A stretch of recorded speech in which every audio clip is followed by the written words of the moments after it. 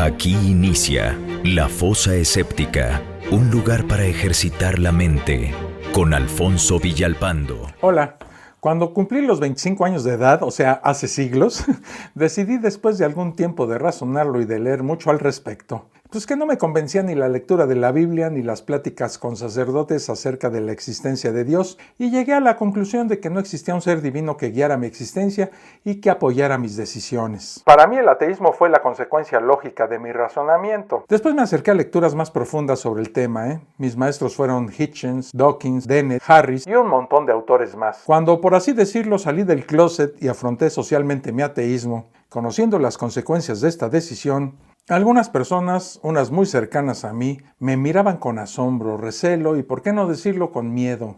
La pregunta a la que más se enfrenta una persona que ha decidido no creer en cuentos mal escritos, que huye del pensamiento mágico y que ha revisado todas las absurdas historias que contiene la Biblia es esta: ¿por qué eres ateo? Hace días me volvieron a hacer esta pregunta. Me han querido convencer de que estoy en un error garrafal, que debo regresar al rebaño. Es más, algunos amigos que no veía desde hace muchos años, hasta se han tomado el derecho de llamarme, no para saludarme, sino para reclamarme porque algunas almas caritativas les han hecho llegar algunos videos de este canal y se han sentido muy ofendidos. Otros de plano, pues me han retirado hasta la amistad. La ruptura de estas relaciones, algunas entrañables, no ha sido por mi causa, ya que yo considero que ellos pueden creer en lo que sea, Ese es su derecho. Pero ellos niegan mi derecho a expresar mi absoluta seguridad de que esas creencias son una verdadera estupidez. Debido a esto, se me despertó el deseo de hacer este video donde explico el por qué soy ateo. Estoy seguro de que muchos de ustedes, queridos colegas ateos, se verán identificados con mi experiencia personal. Por eso mi deseo de exponer mis pensamientos al respecto. Pero antes les recuerdo suscribirse al canal y activar las notificaciones. También, y como siempre, los invito a nuestro grupo de Facebook. En la descripción de este video encontrarán la liga para que lo puedan hacer. Dicho lo anterior, a lo que vinimos. Es un hecho, aunque no les quepa en el cerebro a muchos de esos religiosos superdevotos, que muchos de los misterios que muestra el universo han sido resueltos y han sido explicados por la vía de la racionalidad, o sea, usando nuestra increíble capacidad para resolver los problemas a los cuales nos enfrentamos, teniendo a la ciencia y al método científico como principal arma. Y no es exagerado, más bien es muy exacto decir que esto aplica absolutamente a todos sin ninguna excepción. Nada de lo que era inexplicado y dejó de serlo lo hizo jamás gracias al pensamiento mágico, a la creencia en dioses, a la religiosidad o a cualquier otro recurso sobrenatural. La religión impone precisamente eso, un recurso a lo sobrenatural que no está de ninguna manera justificado por los hechos. Y en el proceso vuelve a convertir en misterios muchas cosas que hace mucho tiempo han dejado de serlo. Cosas que se saben, como se dice vulgarmente, a ciencia cierta. Y esa no es nada más que una forma voluntaria de ignorancia. La ciencia nos ha dado respuesta y soluciones a los grandes enigmas de nuestra existencia.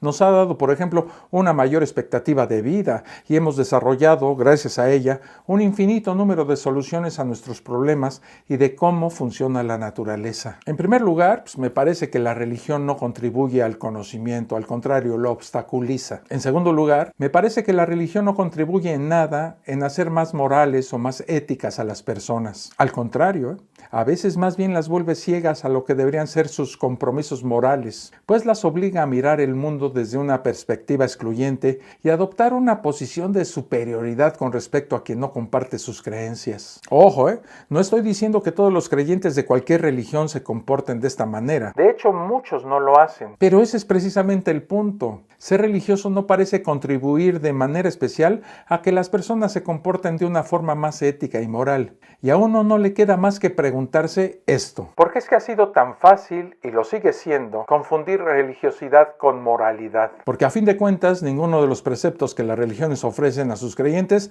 requiere realmente de una justificación sobrenatural, ni se ve la mano de ningún Dios todopoderoso en ellos. Me parece también que no es cierto que las religiones contribuyan a una mayor solidaridad entre los seres humanos y con ello lograr darle estabilidad a las sociedades. Este es otro argumento que uno escucha con frecuencia a favor de la religión. religión. Más bien, las religiones han tenido históricamente la tendencia a dividir a las personas en grupos definidos por sus creencias y han insistido en numerosas ocasiones en volver violentas esas divisiones. Ejemplos hay muchos, Y todo el pleito se reduce a esto: pensar que tu Dios la tiene más grande que el Dios de los otros. Como decía Arthur Schopenhauer, considerado uno de los más grandes filósofos del siglo XIX, las religiones necesitan de la oscuridad para brillar. Modificando ligeramente una cita atribuida a Epicuro, podríamos preguntarnos esto: ¿desea Dios prevenir los males, los odios y los desastres, pero no puede? Entonces no es omnipotente. ¿No está dispuesto a prevenirlos y puede hacerlo? Entonces es perverso. ¿Está dispuesto a prevenirlos y además puede hacerlo? Entonces, ¿por qué hay tanta hambre, guerra, terrorismo, enfermedad y tragedia natural en la tierra? Si no está dispuesto ni tampoco puede hacerlo, pues entonces ¿por qué lo llamamos Dios? Las religiones, ante la imposibilidad de darnos alguna respuesta razonable a estas preguntas, se sacaron de la manga esa idiotez del libre albedrío,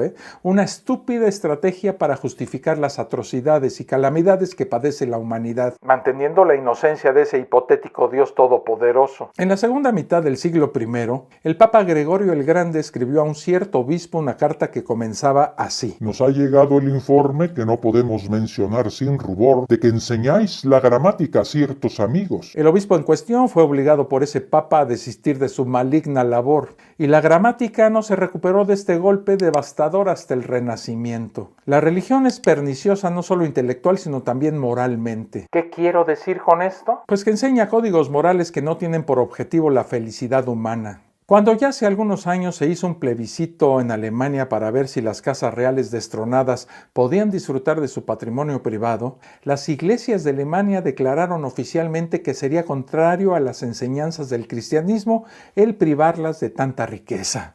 Las iglesias, como es bien conocido, se opusieron a la abolición de la esclavitud y se oponen en la actualidad a todo movimiento de justicia económica. Una de las peores y más nocivas actitudes de la religión católica es la que tiene que ver con respecto al sexo. Es una actitud tan morbosa y tan antinatural que solo se puede comprender cuando se la relaciona con la enfermedad del mundo civilizado en el momento en que decaía el Imperio Romano. A veces oímos disparates como que el cristianismo ha mejorado la condición de las mujeres. Esta es una de las mayores perversiones de la historia que es posible realizar. Las mujeres no pueden disfrutar de una posición tolerable en la sociedad donde se considera de la mayor importancia que no infrinjan un código moral muy rígido. Los líderes religiosos a lo largo de la historia han mirado siempre a la mujer como la tentadora. La han considerado como la provocadora de deseos impuros. La enseñanza de la iglesia ha sido, y lo sigue siendo, que la virginidad es lo mejor, pero que para los que encuentran esto imposible, pues está permitido el matrimonio. La iglesia hizo cuanto pudo para lograr que la única forma de sexualismo femenino supusiera poco placer y mucho dolor. La oposición al control de la natalidad obedece en realidad al mismo motivo. Si una mujer tiene un hijo por año hasta que muera agotada, pues no va a tener gran placer en su matrimonio. Por lo tanto, hay que combatir el control de la natalidad. El concepto del pecado unido a la ética cristiana causa un enorme daño, ya que da a la gente una salida a su sadismo que considera legítima y también noble. Tomemos, por ejemplo, la cuestión de la prevención de la sífilis. Como todos sabemos, si se toman las precauciones necesarias, el peligro de contraer esta enfermedad es muy pequeña. Sin embargo, los cristianos se oponen a la difusión del conocimiento sobre este tema, ya que afirman que los pecadores deben ser castigados. Mantienen esto hasta tal punto que están dispuestos a que el castigo se extienda a las esposas y a los hijos de los pecadores. En la actualidad hay en el mundo miles de niños que padecen sífilis congénita y que no deberían haber nacido con esa enfermedad. No puedo entender cómo las doctrinas que los llevan a esta diabólica crueldad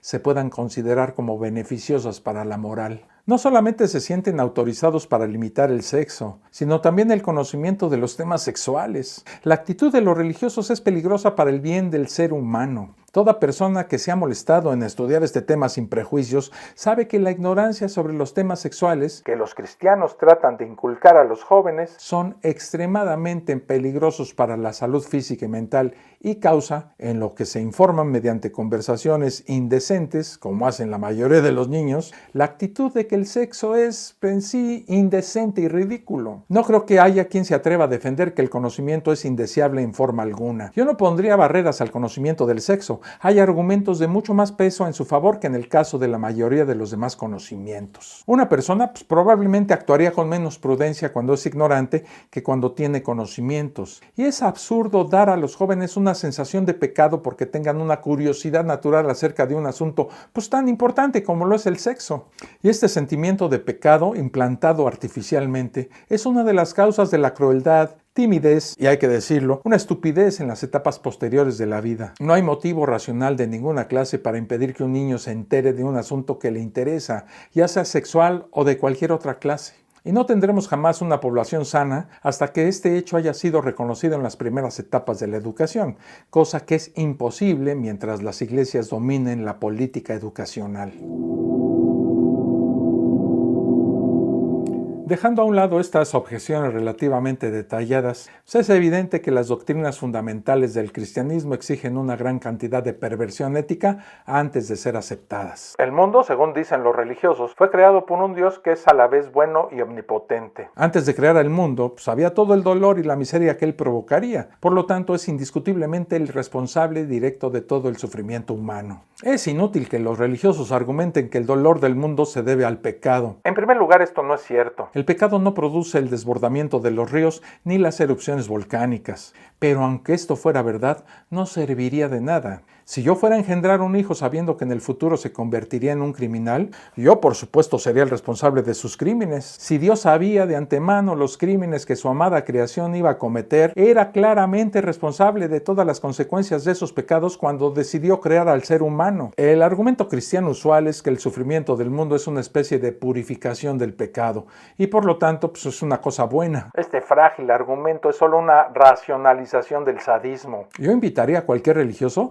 a que me acompañara a la sala de niños de cualquier hospital para que viera los sufrimientos que esos pobres niños padecen ahí, y luego le pediría que repitiera esa estúpida afirmación de que esos niños merecen sufrir de esa cruel manera. Con el fin de afirmar esto, uno tiene que destruir absolutamente todo sentimiento de piedad y compasión. Los religiosos tienen, en resumen, que hacerse tan crueles como el Dios en el que creen. Nadie que crea que los sufrimientos de este mundo son por nuestro bien puede mantener intactos sus valores éticos, ya que siempre estará tratando de hallar excusas para el dolor y la miseria. Bueno, hasta aquí este video.